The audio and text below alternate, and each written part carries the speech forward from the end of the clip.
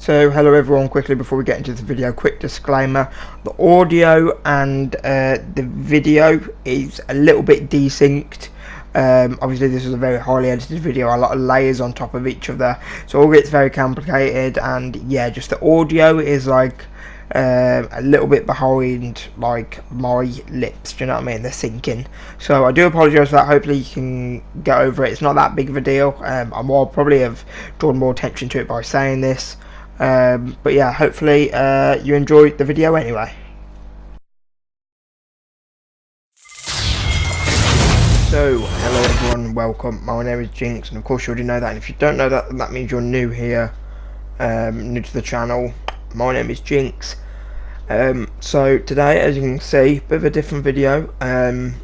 We're doing my 1920, not 1920, but you know, my 2019 to 2020 Premier League predictions.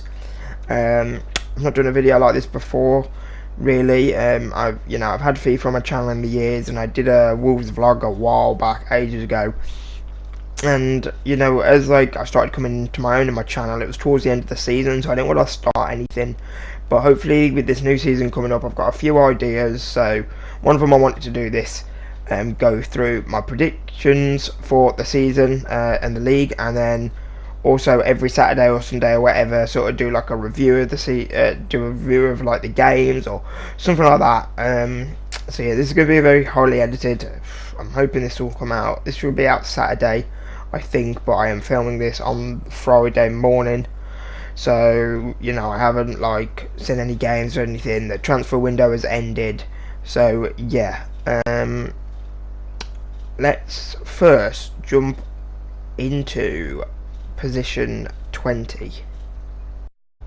So for me, the team that will finish dead bottom and going into the championship of next season, a newly promoted side, I think 20th position, rock bottom of the table, will be Sheffield United. Also, just as a quick disclaimer, if I look down or anything over there, I've got my phone just so I can double check on all the transfers and their squad and stuff like that, as a, you know, a backup to why I'm doing this, essentially, like to my explanations. So Sheffield United, don't get me wrong, I think the only, not that this, it doesn't bother me at all, but I just think it will play a huge part to play, and it's the fact that they've only got, I believe, 2 players that aren't from like the British Isles, like the UK, and although that is, a lot of people will praise that, and it is a good thing, it doesn't really bother me, foreign or English players at all, but I just think when you just, I don't know if they're doing this on purpose or not, or whether they just happen to have gone for players that it's just a coincidence. But if it is, I just think it'll end up not working so well, because if they have done it on purpose, because they are really sort of like restricting themselves, and you know, other teams have got scouts everywhere, so you know, they're opening themselves to a broad, you know, a broader sort of like spectrum of players. So obviously they brought, I think their biggest transfer of the signing was Oliver McBurney from Swansea, 16 million. I think that might be their record signing, I'm not sure. They brought back Phil Jagielka, but I don't think he has the legs to even remotely like keep up with most attacks in the Premier League. If you think he'll probably be their starting striker, along with, I'm not really sure which one they'll play. You know, they got Richard Stearman, used to play for Wolves, but I know he's quite slow. The rest of the centre backs and defenders I'm looking at, I don't really know much about them, so I can't really talk on their stamina and speed. But I just think, yeah, I don't think they have what it takes. Obviously, the 2 foreign players they got is on, well, they got on loan from Everton is Bezic, which I think is a defensive midfielder. He's okay, but obviously hasn't even fit into the Everton side that much, so he's, you know, not even like mid-table quality, I don't think, quite yet. And the most interesting signing they've got for me is Ravel Morrison from from Lazio, I think it was where he was last at. I can't remember, but obviously he's played in England a little bit. He was at United when he was a lot younger. He was at West Ham. He's a hit and miss sort of player. When he's on his game, he's very talented and gifted. So but I just think even if he is on his game all season, which is very unlikely, he tends to have spells where he just disappears, doesn't show up for training and stuff like that. But even if he's 100% committed to Sheffield United all through the season, I still just don't think his sort of skills, mixed with the other attacking players around him. I mean, they got Lismus for 10 million, he's okay.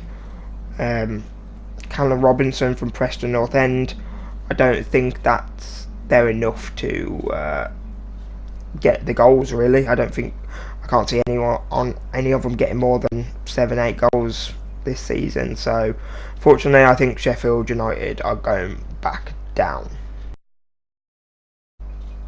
So in 19th position, also going down with Sheffield United, I think will also be another Premier League newly promoted side, and I think that will be Norwich City. Now, I don't know. I think Norwich City are, like I said, I think they've got a lot more depth than Sheffield United, but I just can't see their style of play working in the Premier League. I know they won it last year, but that doesn't always mean anything. I just don't think they'll have the time on the ball like they would want for it to work. Don't get me wrong, I love their manager, Daniel Farke, I think it is. I think he's a great manager and could be Premier League worthy in a few years. But I just don't think he can do it with Norwich. Obviously, they've signed a few decent big names like Farman on loan from Schalke. They signed Dermich, I think. Yeah, on a free transfer. So they do have some decent players. Patrick Roberts on loan from Man City.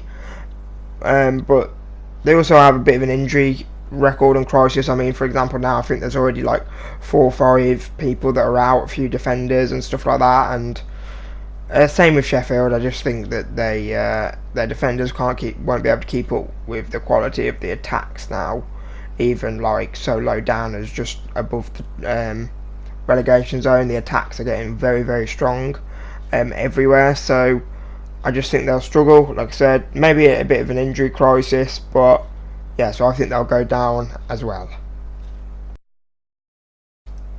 And the last team that I think will get relegated from the Premier League this season will be not a newly promoted side, obviously the team being revealed later, but I think it will be Brighton and Hove Albion.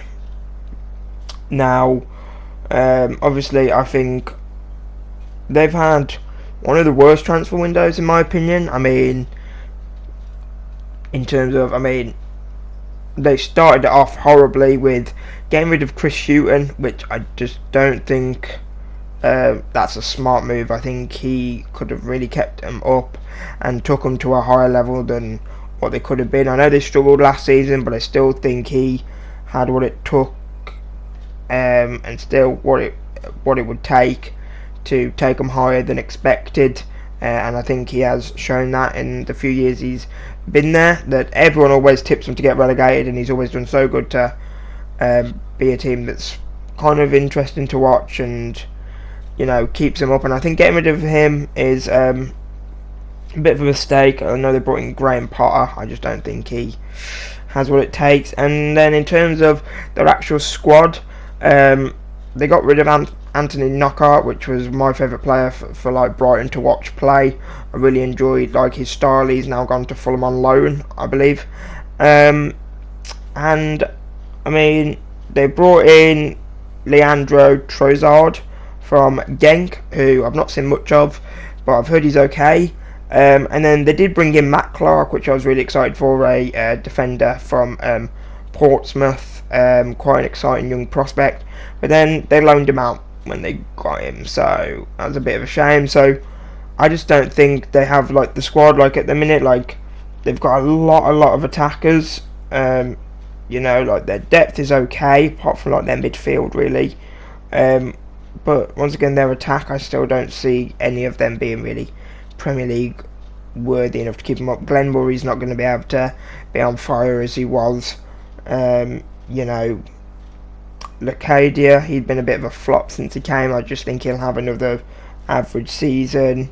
And Done, I did bring him in. I did forget to mention him. I'm pretty sure, was it this season? I'm not 100% sure. I can't remember. He's okay, but I think he won't have the fitness for the Premier League, really. So yeah, that's my relegation teams for the season. And just missing on the relegation zone, it may be a surprise for a lot of people, a bit controversial. It's quite difficult to place where this team's going to put, but I'm going to go with 17th, and I'm going to go with Roy Hodgson's Crystal Palace. Now, obviously, they never lost Zaha. They managed to keep Zaha, which I think is an absolute coup. I think that would be huge for them. I think he will be the reason, or almost purely, like solely the reason they stay up. Obviously, losing Wan-Bissaka is a blow, but a lot of people might expect them to finish higher after keeping Zaha. But I still, looking at their squad, don't think, you know, that in deadline day they managed to bring in McCarthy and Camarasa, you know, which are okay, strengthen up that midfield, but they let rid of a few. Okay, I mean, they brought in Jordan Ayew as well, but they haven't done much. They've lost rid of Batshuayi, who obviously has been recalled back at Chelsea. But you know, I look at their squad and I just think that I don't think they really have the depth. If they get a few injury problems, I think they'll really struggle with like their stamina. I mean, their players don't have the greatest stamina anyway. I mean, look at their defenders. They've got 1, 2, 3, 4, 5, 6, 7, 8, 9, 10. They've got 10 defenders. They've got 1, 2, 3, 4. They got 5 like centre backs. But I think Cahill is good for like the dressing room. Are going to help, but whether I think he can play every single week 90 minutes, I'm not sure. They got Scott Dan, once again very much like Cahill, brings up a lot of experience, but those two, like, I just don't think stamina they'll be able to cope, and I don't think they'll get played as much. Sacco also getting a little bit older, got a bit more strength about him. You know, maybe will be, if I was creating a Palace team, he'd be one of my centre backs. James Tompkins, I don't think he's really going to get much game time at all. If he does, I'll be surprised. He does have a bit of a knock at the minute as well, and I think he's prone to that. And then Rindwold, I'm not sure how to pronounce his name.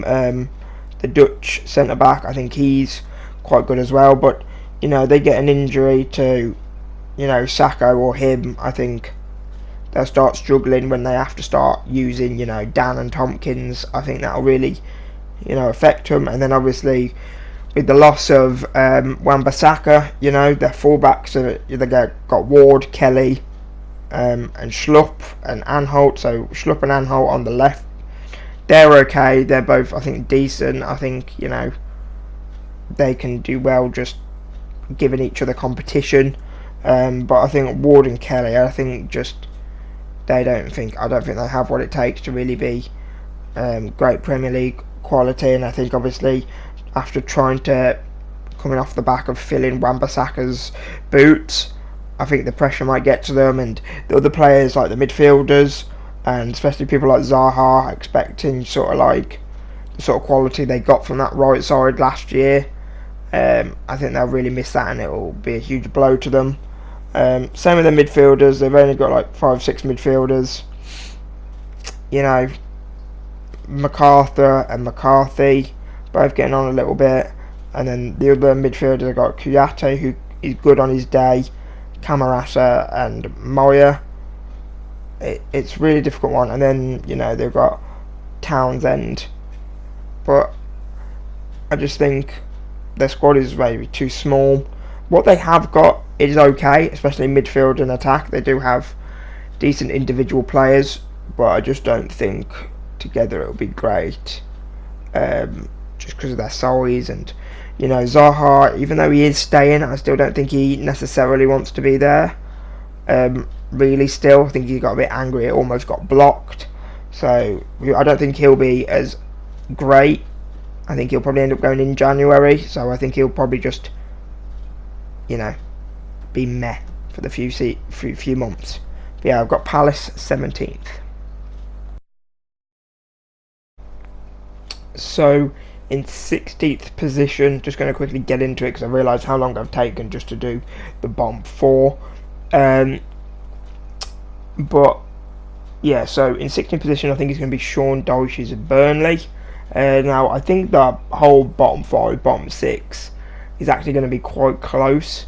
But I do like Burnley, and Sean Dyche is amazing at that club. I can't think of a manager that could do a better job. And I do think he has a lot of potential to go to a higher up club in the next few years. But I think now he's doing great at Burnley, and like I said, I think while he can keep him up and, you know, keep pushing expectations, I think he should stay there, and he always keeps them up. And even though I think they'll be fighting, especially around about, you know, February, after February, March time, I still think that they'll be interesting to watch, and they can pull a few upsets. Sorry about that, just had a interruption. But yeah, so I think they could pull up a few upsets, and you know, they managed to keep James Tarkowski, however you want to say it. Got a bit of an injury, but I think he should be okay for the first week, maybe bench for the first week. But you know, they also brought in like Eric Peters from Stoke, who's got quality. I don't think he's amazing, but does just add a bit more depth and a bit of quality. Oh, once again, another distraction. I may never get this video complete, but no, I've got all of today. I mean, it's 12:30 now, so I am going out for a little bit, so it'll be able to resume a little bit later anyway.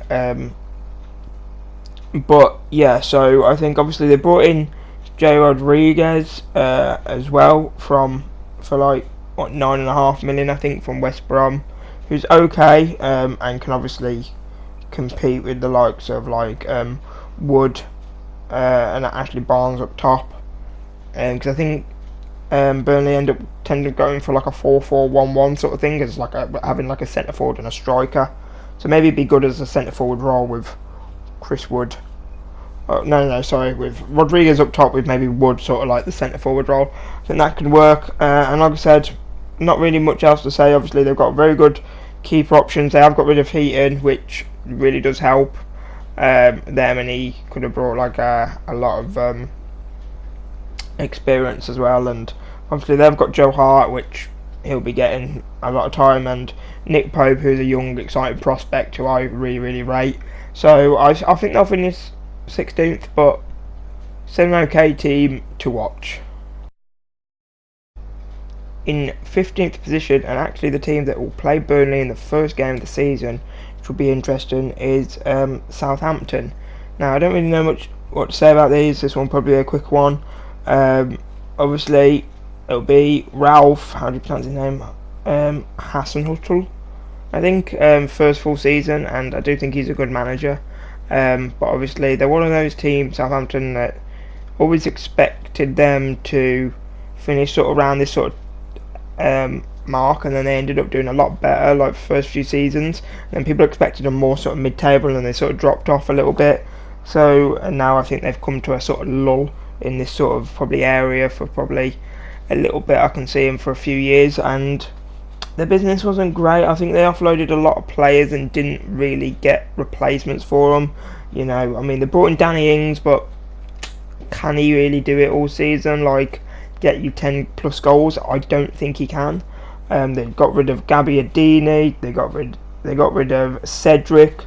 You know, they got rid of Matt Targett to obviously a team that Aston Villa, who is very much sort of like a competitor around sort of this sort of area, or are they? Depends where I put them. They have brought in Che Adams, who I know was beast for Birmingham, but I think it will take him at least a few months to adapt to the Premier League, maybe even a full year before we truly see him up and running. They got rid of Jordan Classy as well. Charlie Austin, another attacker who really bagged some important goals for them last year, and they haven't really brought in that many people to shout about apart from Chadams, like I said. They brought in this player from Standard Liège, Moussa Genpo, but I can't really say anything. I don't know much about him. So yeah, I think, like I said, they don't have great attacking options. They've got Long, Ings and Adams, and I just think those between themselves will sort of struggle to get enough goals to maybe push them up to that mid table. So I think they'll finish 15th, the Saints. So now on to 14th position. Now this team that I'm about to say I think will finish 14th was so difficult for me to choose. I swapped so much through the transfer window because they had so many different highs and lows. I could have sworn I was going to put them in 18th for the longest time. And then a few days ago I thought, no, I think round about maybe 11th, 12th, so, but then I've looked at some of the other teams and I can't justify putting any other team here, really, so it's not necessarily like this is a forced move, because I do think it makes sense and it does fit, but it was a really difficult, confusing one, and that team is Newcastle United. Now, obviously, we all sort of know the season that the transfer window they've had. Obviously, they lost Rafa Benitez, they lost the likes of Jose Perez, and they haven't had this takeover that they really wanted. They no longer have Rondon either. Rondon is gone, which I think is stupid because I think he's amazing.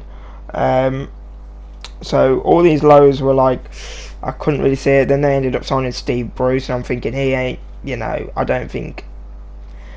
think they've got him in because they just didn't want to get relegated, because so many people thought they'd get relegated, and Mike Ashley obviously just doesn't want that. He doesn't really care. As long as they miss relegation, he's okay with that, and he's making money from it. So I think he was just I don't know. I think he brought in Steve Bruce just to think that they could miss out on relegation, and then I thought, I just don't think with that team Steve Bruce can do much.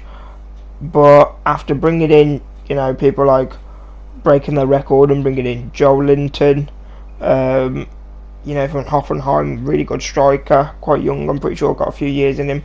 Cole Scott from Chelsea, obviously following Chelsea quite closely.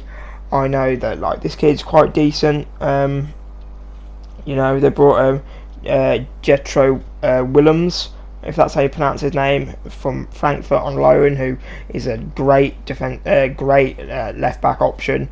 I think he's really good. I'll be excited to see him. I've watched him in the German league for quite a while, and it always seems like they've been linked to him. So I think hopefully he can fit in. Alan Saint Maximin, who's amazing. I think he's got. Is it something like more dribbles? He had more dribbles last season than anybody else, or something like that. More than Lionel Messi, or something. A crazy statistic. Emil Kraft.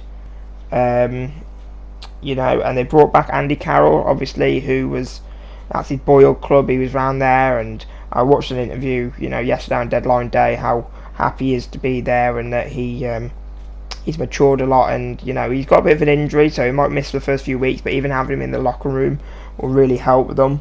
And I do look at their side, and they do have a lot of depth, defenders, midfielders. Attackers is still a bit meh.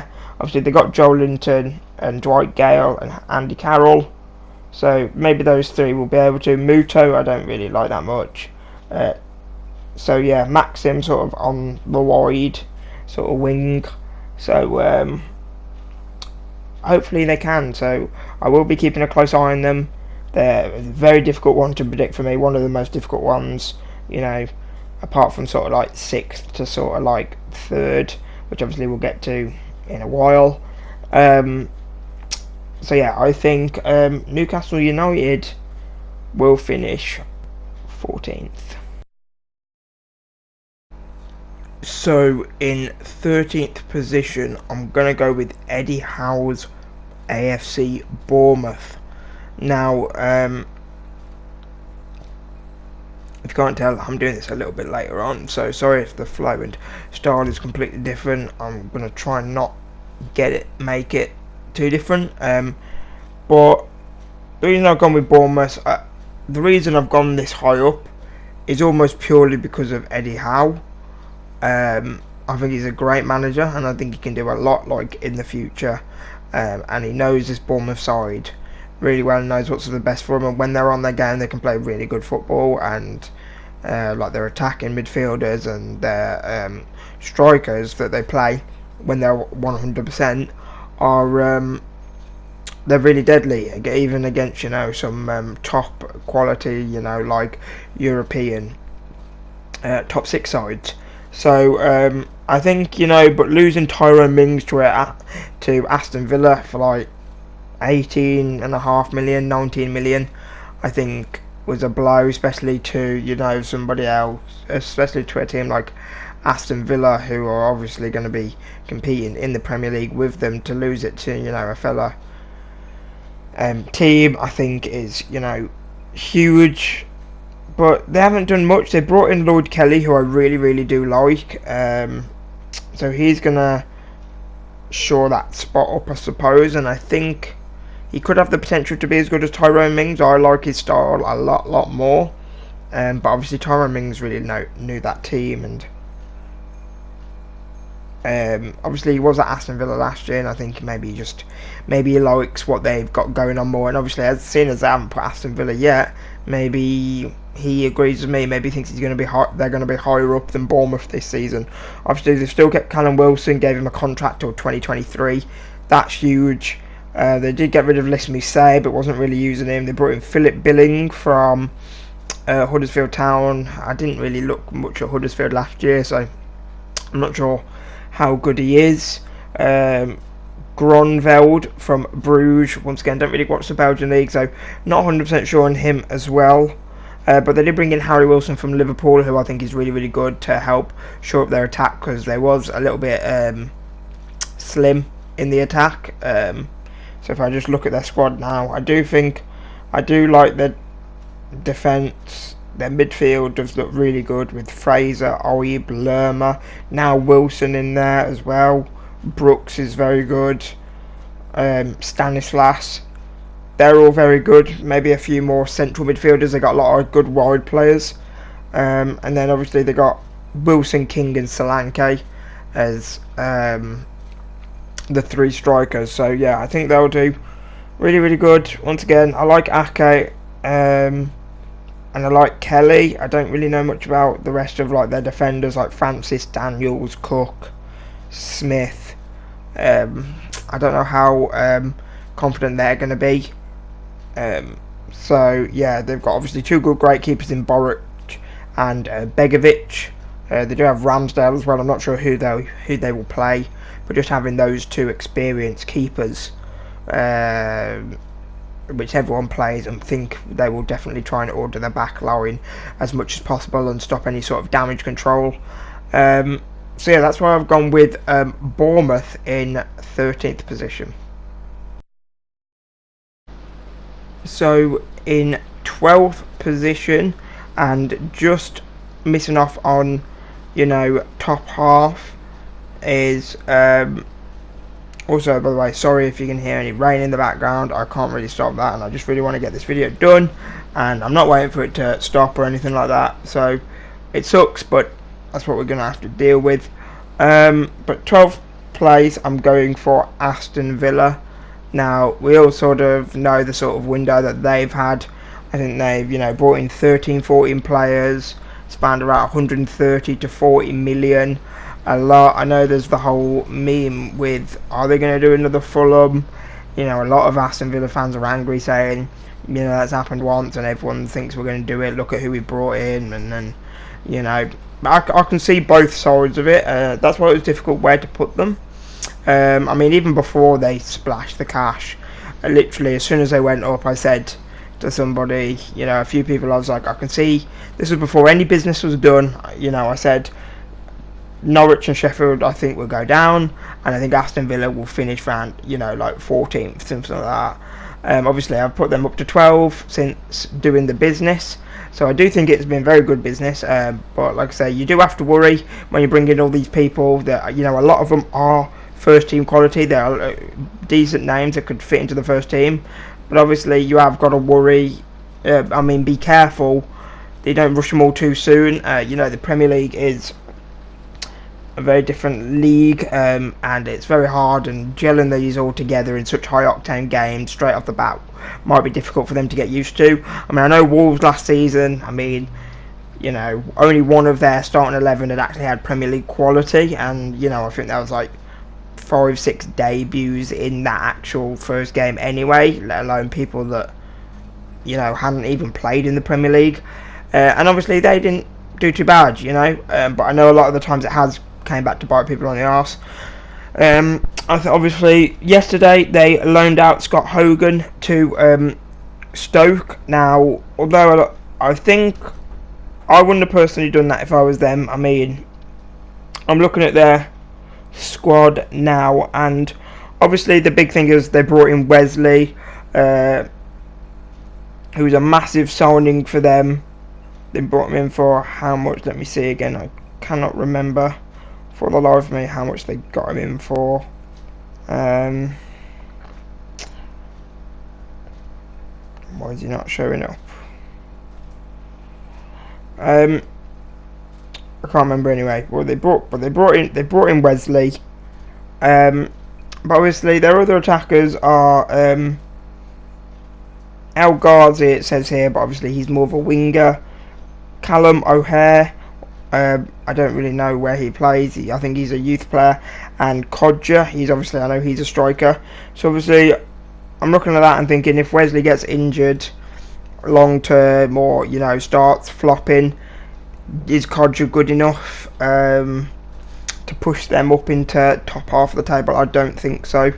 On his own, I don't think that has what it takes, no matter how many midfielders and how many playmakers they have in the squad. I don't think they will, so that's why Scott Hogan was a bit of a maybe they should have kept him, because him and Wesley being like competition may be really good. And I know Scott Hogan maybe isn't Premier League ready, but maybe it could have given him a bit of a push he needs, because I've seen him play before in the Championship, and for Brentford, did he play? And I thought he was really, really good.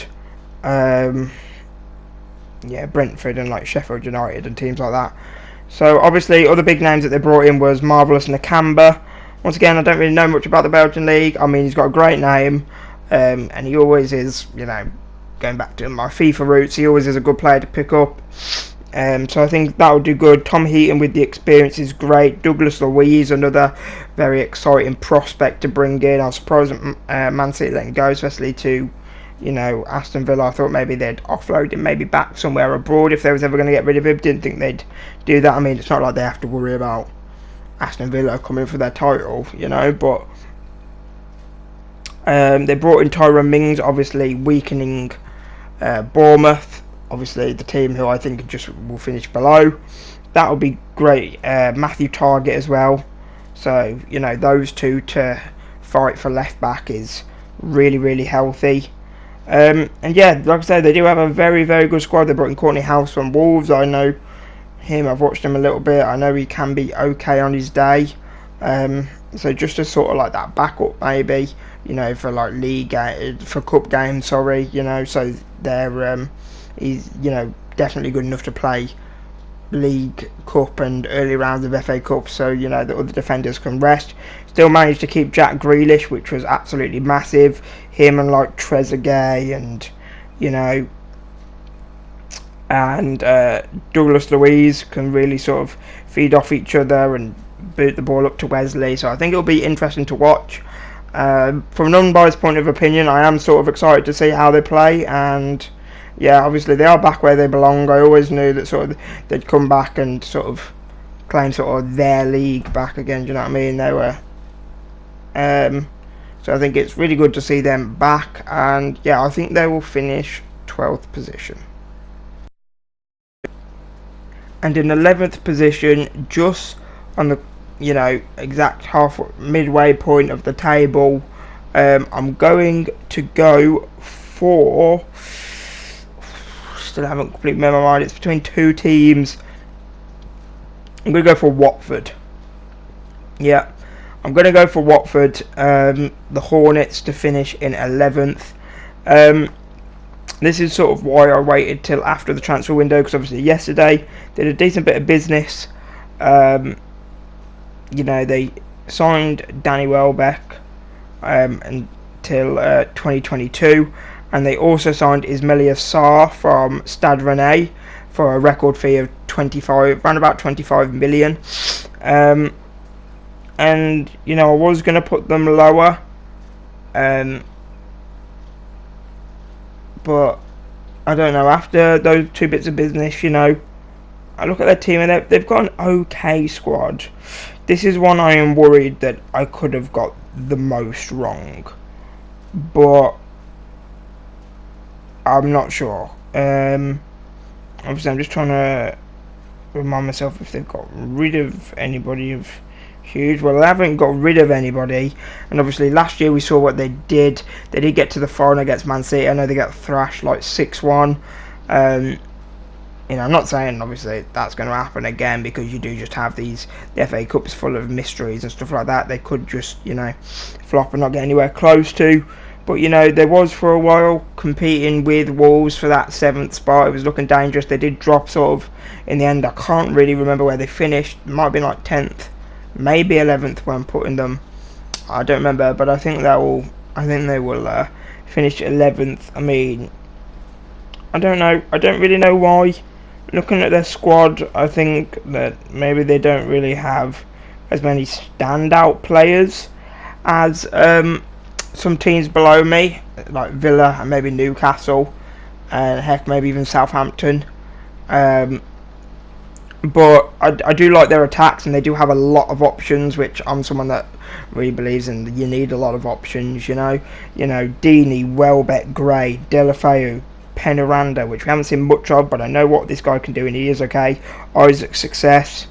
They've got Okaka Shuku, which I don't really like that much, but it's still options, and still really helps them out. And they still do have, obviously, they have Ismaila Sarr now, which I don't know where they'll play him. I'm not 100% sure where they'll play him. I'm just trying to have a look, because so he's like a right mid, but he could easily work as a right wing back. I think they have Nathan Chalobah, they've got Pereira, they've got Capoue, they've still got Decore. Capoue and Decore I do really like, and Pereira, I think. And now with Sarr on the right, they can very easily get balls up to the likes of Gray and Deeney and Welbeck now. Defence is obviously the bit that's a bit meh. I like Ziegler. I think if he gets a good season and gets backed, can have good in left back. They brought in Craig Dawson, which once again is probably just for strengthening, just in case anything goes wrong. Cabaselli, I think, is very good. Holly Bass is okay. They do have some older people like Cathcart, Prodel and Janmat, which I'm not sure how they will fare this season. I think they'll start to get shown less and less and less. Foster and Gomez as their keepers. That's good, healthy sort of a healthy competition there. So I don't know why. I just think Watford to finish 11th. Yeah.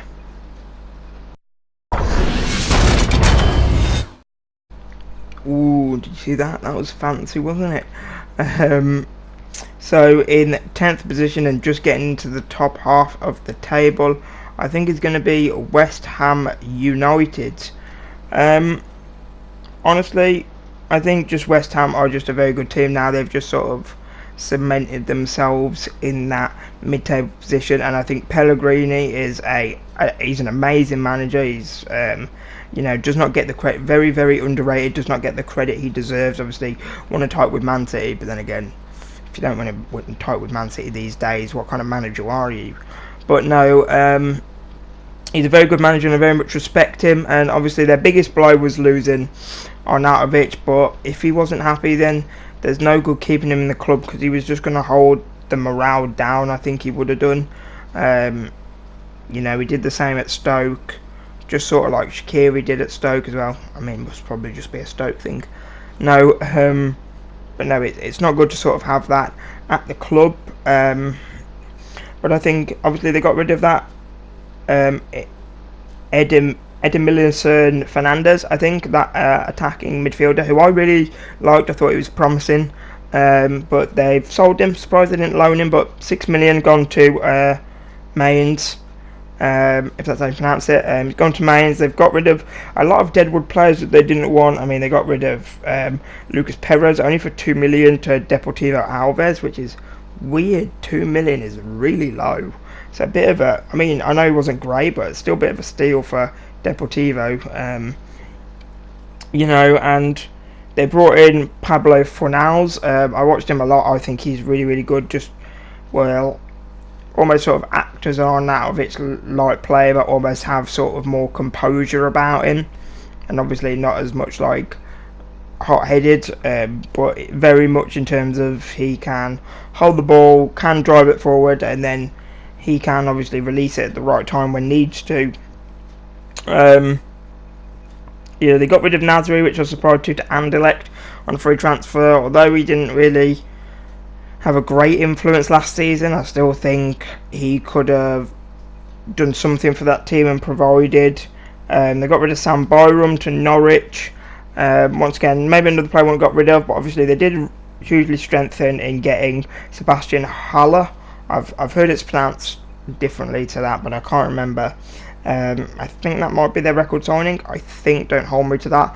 And he is a great player. Like, honestly, I'd love to see him and Akinfenwa in like a physical battle, because he's so strong. Like, I watched him in the Bundesliga for Eintracht Frankfurt, and you can't move him off the ball. He absolutely loves the pressure. He can turn on a sixpence though. Really agile for a really tall, strong player.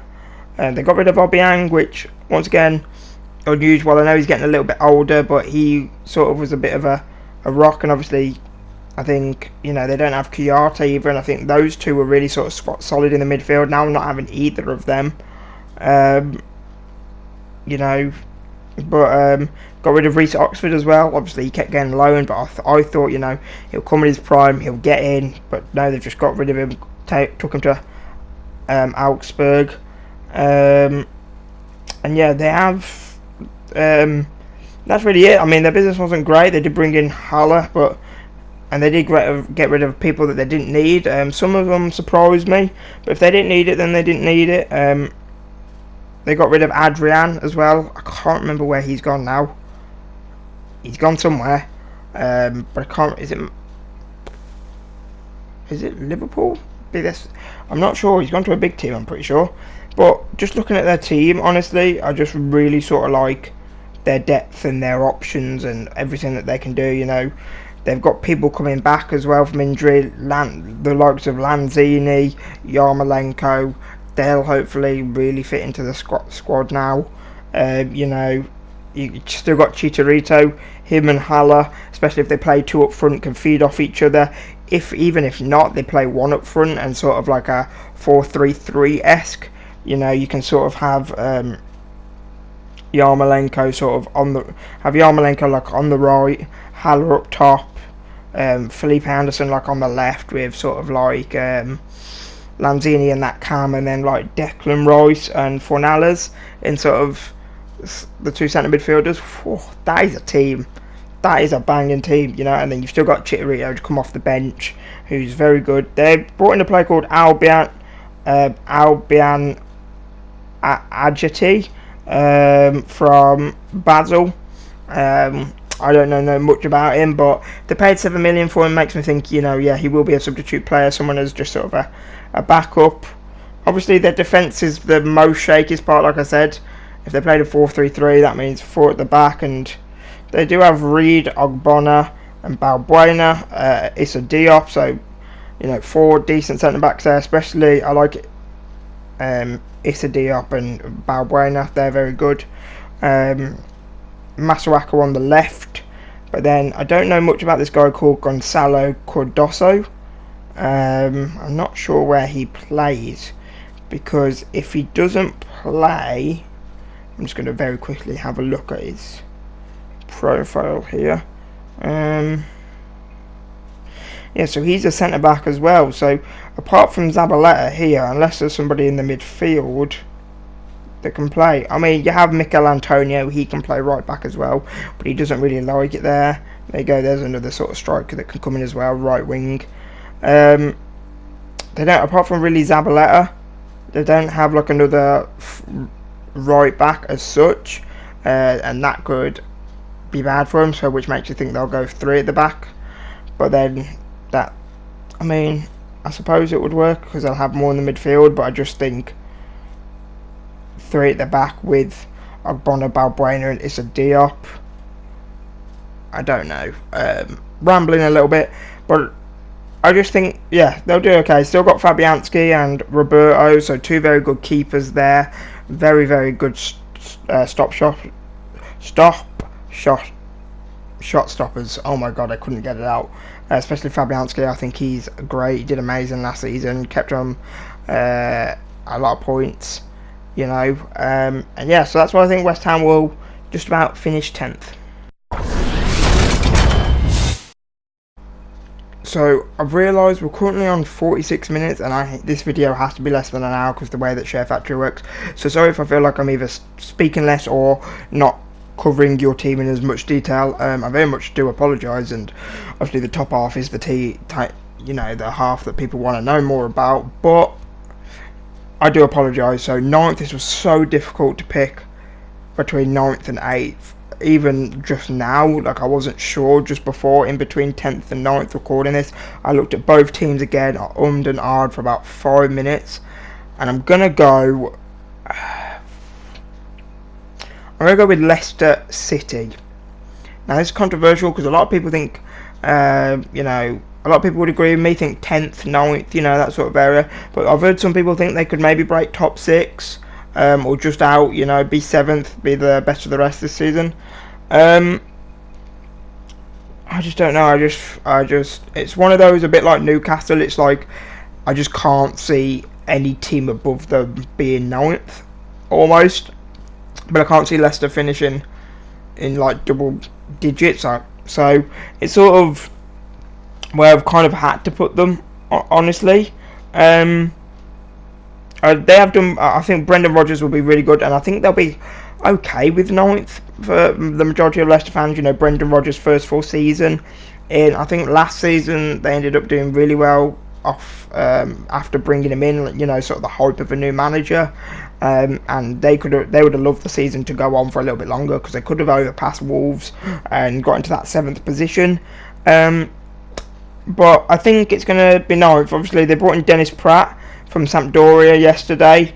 But obviously, losing Harry Maguire and not replacing him is absolutely huge. I know that's the only person they got. They lost. They did. Manage to make. And he said someone else then. They did manage to make Tielemans permanent. Which is really, really good. So they brought in Tielemans and they brought in Iozo Perez, and I do think it's really good. I love Leicester's midfield. That's what I think could push them higher, maybe. But it's their defence, man. I mean, I'll name off all the defenders it says here on my phone on this list: Wes Morgan, Christian Fuchs, Johnny Evans, Ricardo Pereira, Saglar, whatever his surname is, I'm not going to even pronounce it, Philip Benkovic, Ben Chilwell and James Justin. That's only 1, 2, 3, 4, 5, 6, 7, 8 defenders. They usually play 4 at the back. I just don't think it's enough, and their quality isn't good enough anymore. They're not going to play 5 or 3 at the back because they don't have 3 decent centre backs, and if they do, I think it's a mistake. Obviously their midfield is what's great. They still got Mendy, who's amazing, Gazal, Pratt, Tielemans now, Damari Gray should be getting a lot better, James Maddison and Ndidi. those two together, little partnership, really good. Harvey Barnes as well, can't forget about him. He's phenomenal. You know, my best mate's a West Brom fan, and he absolutely praised him last year while he was at West Brom. But obviously the attack as well is a little bit like they've got Vardy, Slimani, Perez and Iheanacho. Iheanacho has had the biggest decline I've seen in a player for a long time, and Slimani has never really kicked it off. So you've got Vardy and Perez. Will Vardy be able to get you over 10-15 goals? Maybe. If he does, I think it'll be his last season, which means it's all going to be down to Perez. Now if he's on his game all season, I think he could get you close to 20, but he is very hit and miss, so I'm going for, Leicester 9th.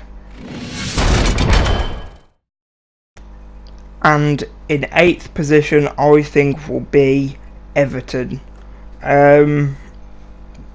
It's sort of where they just sort of belong now, I think. I mean, bringing in Iwobi on the last day, weakening Arsenal and really strengthening their side is amazing. They knew they couldn't get Wilfried Zaha, so going in for Iwobi was really smart.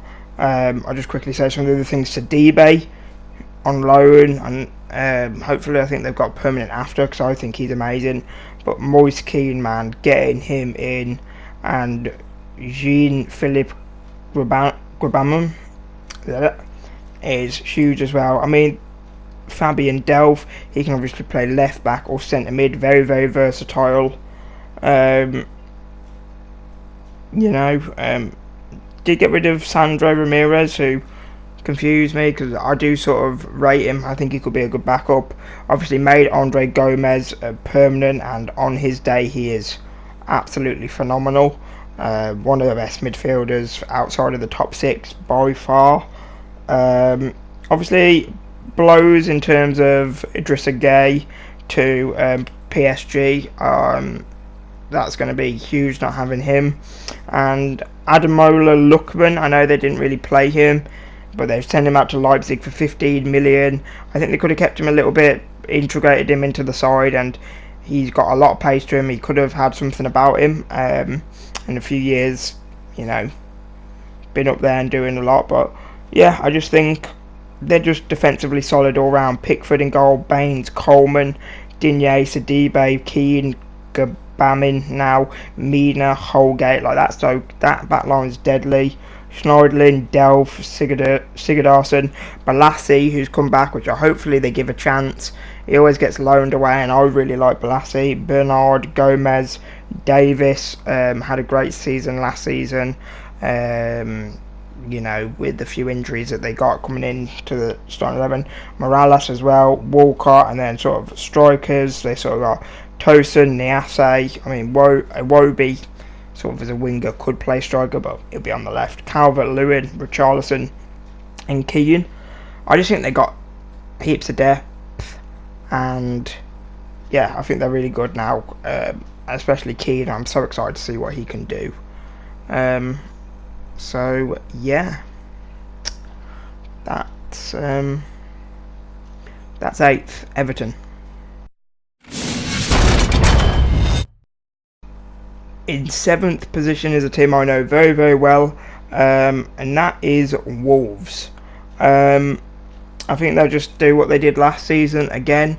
I do think they'll get closer. Ooh, I don't know, maybe closer to 6th. Last year was Man United, I believe we were like 9-10 points. I think it could be a little bit closer this year. But obviously, as a season ticket goer for Wolves, I know a lot about them.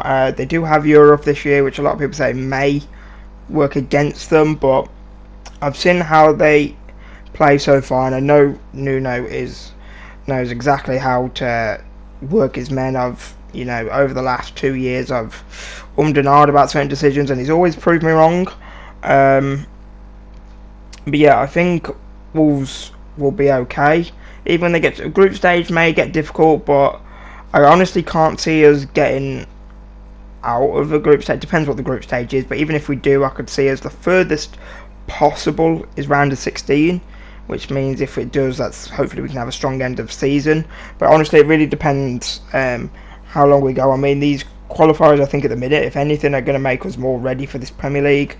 As I'm filming this, obviously we beat Punic 4-0 in the first leg, so it's looking very, very, very promising. We managed to sign, obviously, Dendoncker and Jimenez on permanent, bring in Jesus Vallejo and Patrick Catrone, brought in two people who I've never heard of before, but two lads from Lazio called, let me remember their name, Pedro Neto and Bruno Jordao.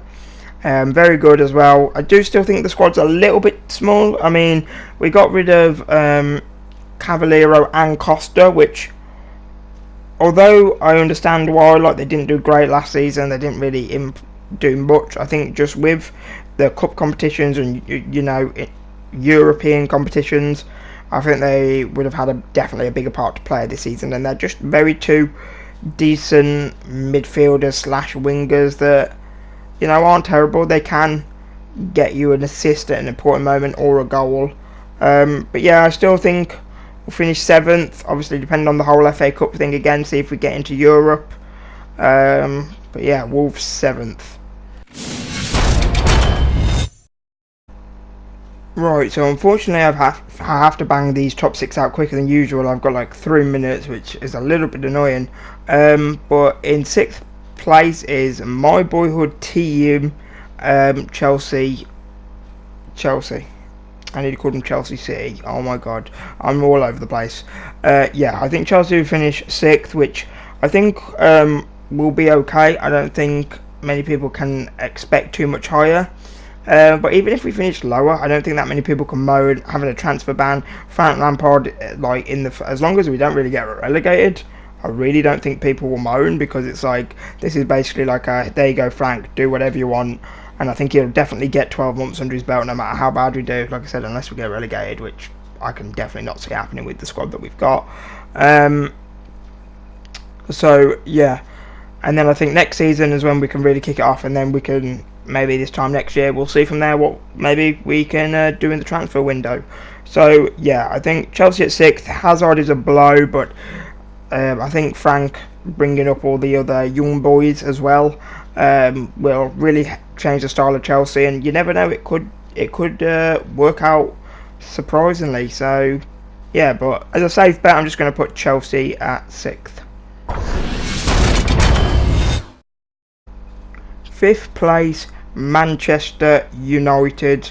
Obviously losing Lukaku was a big blow, but they've managed to keep Paul Pogba. They've strengthened their defence, but not as much as I actually thought they would, and I think that they needed. Wan-Bissaka and Maguire, both amazing. Very pricey though, obviously, whole English player between English clubs with the English tax inflates it a lot. But they do have very good attacking options, although they couldn't find a replace for Lukaku, but that's probably going to give Rashford a chance to go more sort of striker. And I don't really know what to say about this. I mean, Solskjaer's okay, but I still just don't think he's going to take them into Champions League, because, the other 4 managers are way, way, way more experienced than him, and yeah, I think that's the reason I've put them under 4th position. So yeah, actually I'm just going to do it all now in one take, because I don't have that much time. 4th position, I'm going to go with Arsenal, or Forsenal as a lot of people like to call them. Pepe and people like that, like, their signings have been really good. Their Dani Ceballos is huge. They signed another midfielder that I'm forgetting now, that I can't remember, but that attack and midfield is amazing. Defence still isn't great. Getting David Luiz was good, really, really good, but still I don't think it's enough to get into 3rd, which I think 3rd is going to be Tottenham Hotspur. I just think they've got a solid team all round. They never do too much business, but they've done a lot this window. I think it'll be okay. 2nd, I think, will be Liverpool, and 1st will be Man City. I think like Liverpool, they've had an okay they haven't had a very good pre-season, I mean to say. And Man City obviously beat them in the Charity Shield. I know it doesn't mean too much, but I just think, getting João Cancelo now and people like this, as much as it hurts as much as it pains me, I just think they will. I think they'll get over 100 points, honestly, and I think it's not going to be close again. But I do think Liverpool will come 2nd.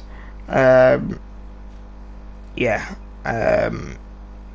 that's my Premier League predictions. I'm sorry it was rushed towards the end, but yeah, I've got to end this now. I'm going to quickly show you a table very quickly right now. Peace.